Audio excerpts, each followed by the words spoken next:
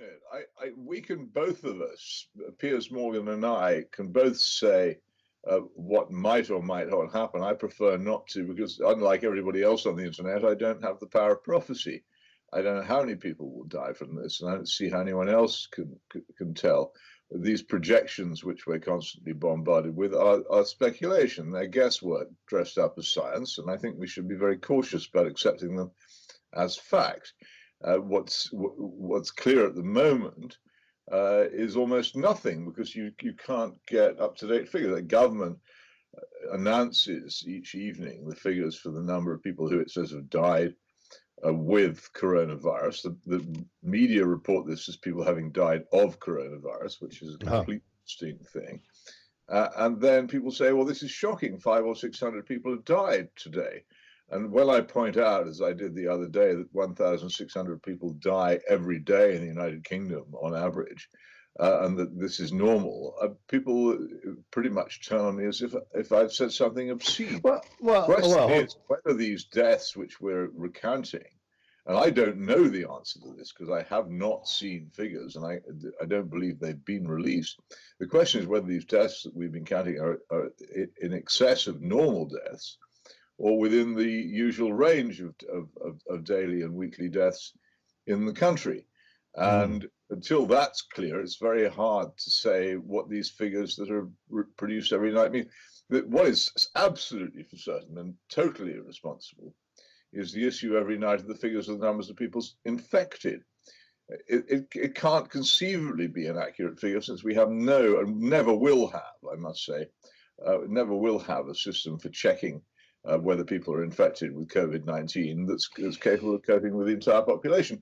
For all we know, and the study from Oxford University suggested this possibility last week, millions of people have already had it, but we don't know. So coming up with a mortality figure and saying, well, there have been 33,000 people who've been infected and such a number have died, therefore that number is the mortality percentage, is a nonsense.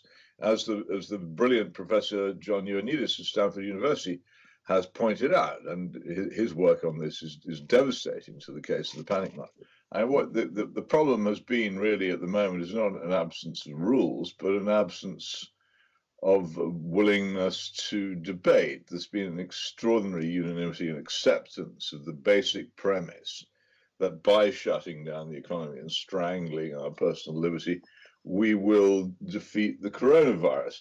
I think this is very much open to dispute, and it ought to be disputed, and that people should discuss it. In fact, I think that my own current position is that the British Parliament should be recalled, so the whole thing could be re-examined with a proper debate in which people don't assume from the start the government is right, and that the one expert centre, Imperial College, whom they have consulted, are the oracle on this. There are other views from people equally skilled and experienced, which are quite different, and they haven't been consulted. So I think that my whole point has been, this seems to me to be wrong. My own personal impression is that it is wrong. Let us have a proper national debate in which the institutions of the country take part, in which we examine it properly rather than rushing into what is already, I have to say, a tragically damaging series of measures. And the effects on the British economy of this shutdown is already catastrophic. But Piers, I've heard, sorry, losing jobs. It appalls me. We will make America great